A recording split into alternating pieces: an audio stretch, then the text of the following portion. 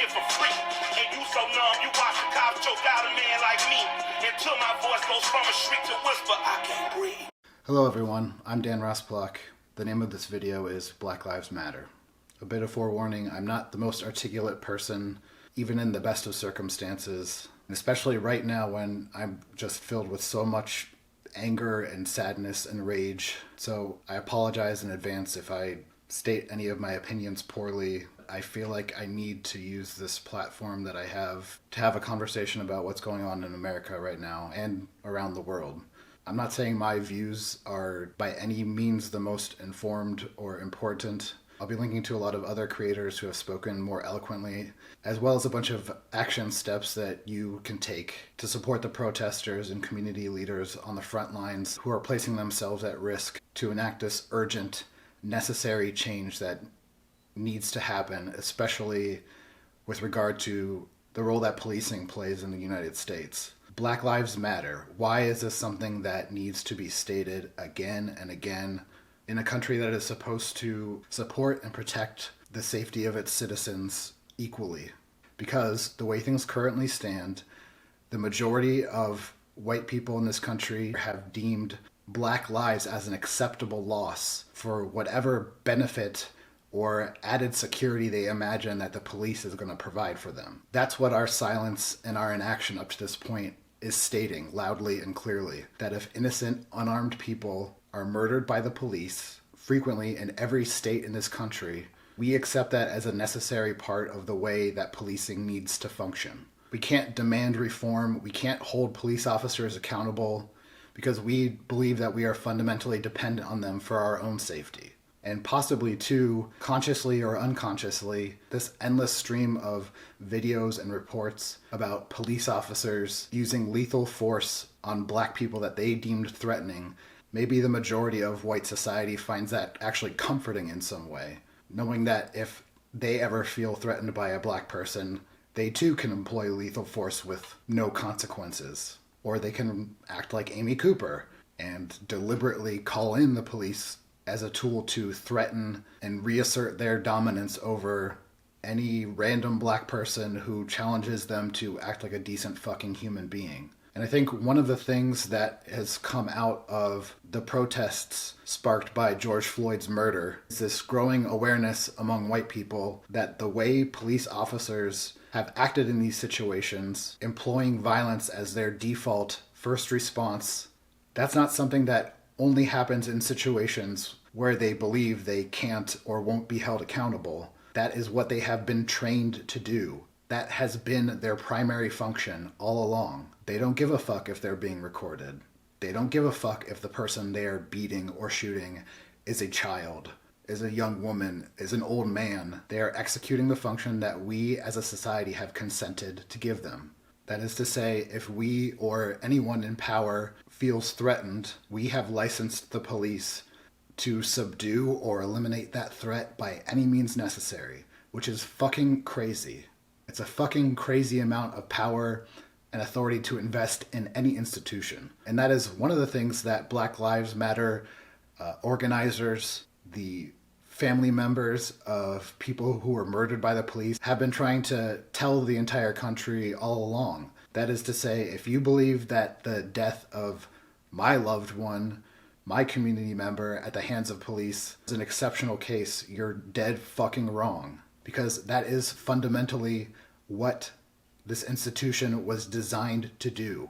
And I believe that one of the reasons that this message is finally starting to sink in with a large portion of America's white population is that they have seen again and again videos from all across the country where the police's first response to peaceful protests is to beat the shit out of people, spray them with mace, fire tear gas at them, run fucking tanks down their streets. This was their response to what began as spontaneous protests. This is what they were prepared to do when a large enough segment of the population took to the streets and demanded that they be reformed or abolished altogether.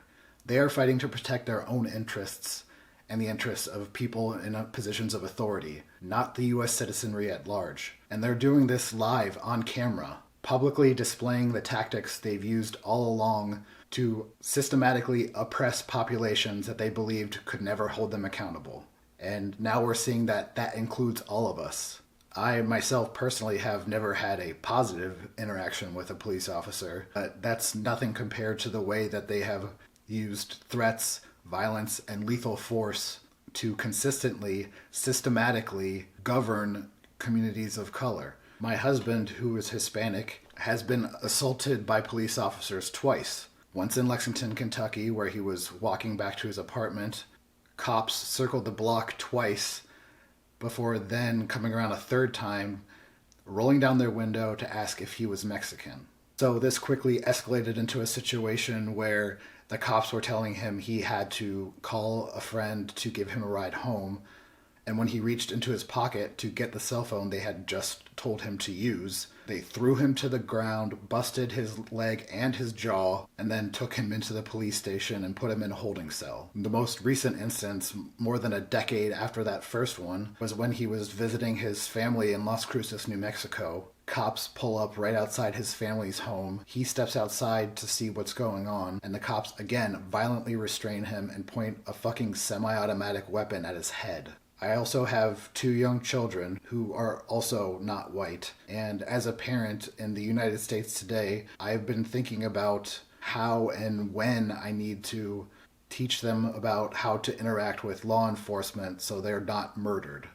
Now, I'm not sharing these personal anecdotes because I believe my own personal experience is more valuable or instructive than the millions of people around the world who have gone through the exact same thing and worse and more frequently. In fact, I hope that this illustrates the exact opposite, that what has happened to my husband, what could happen to my children, these cases aren't unique. I've been thinking a lot about what I can do. How can I most effectively devote my time and resources to support this movement that is fighting for change? And one thing that I have come to a conclusion on is that publicly stating my outrage and disgust here on social media is nowhere fucking near enough. There's this really fascinating 2-part discussion between James Baldwin and Nikki Giovanni, 2 of the most widely celebrated Black authors of the modern era. And it was really instructive to see them approaching these same issues of police brutality, white supremacy, at 2 very different points in their lives and their writing careers.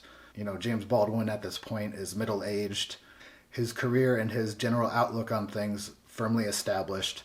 And then you have Nikki Giovanni in her mid to late 20s, sort of within the framework of this conversation, acting as something of a voice for the younger generation of Black activists.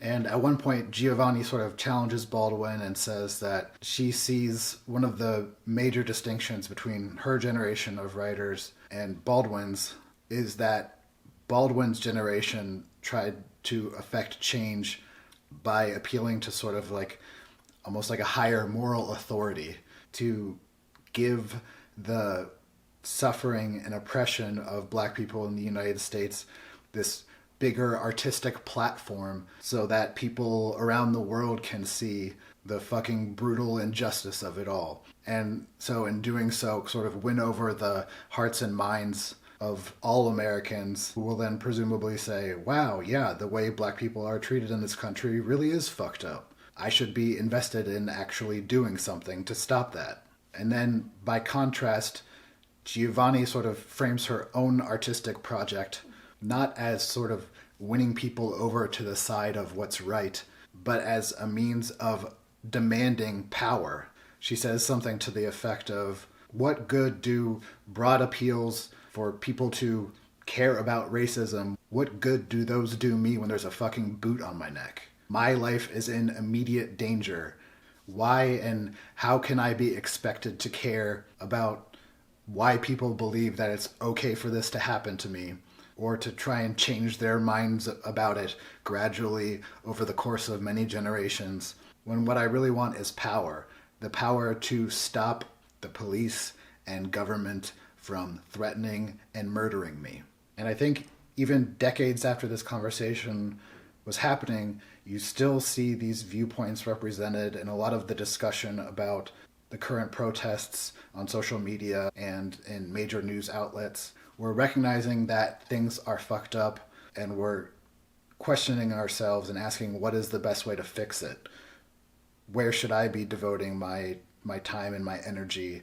You know, is it coalition building? Is it donating to community organizations who are doing the hard work of supporting oppressed communities every single day? Or is it joining public demonstrations, tearing down monuments to racism in our city centers, violating curfews in the face of police violence, keeping this movement that's happening right now going, visible, until we see a substantial reallocation of power, as in the complete disbanding of local police forces, the reinvestment of public funds originally earmarked for the police back into the communities that need them most. And more, I'm coming to the conclusion that the correct answer is yes, all of that. And I think what is important to come to grips with is that dismantling white supremacy in the United States is the project of a lifetime. It requires both immediate action and long-term planning. And the changes that we might want or initially expect might not even come to fruition within our own lifetimes, but they're still fucking worth fighting for. Look, we all only have one life to live. We all only have a certain amount of time and energy that we can devote to anything. I think what's important is not to use that as an excuse to remain silent or inactive. We can all be doing something to try and help affect change. And if you really do believe that Black Lives Matter, you need to be doing something. And at the risk of immediately contradicting myself, I'm going to make the argument that just, reading about racism, educating yourself, it's not enough on its own. It's a first step. There was an interesting article on Vulture recently questioning who is the anti-racist reading list for.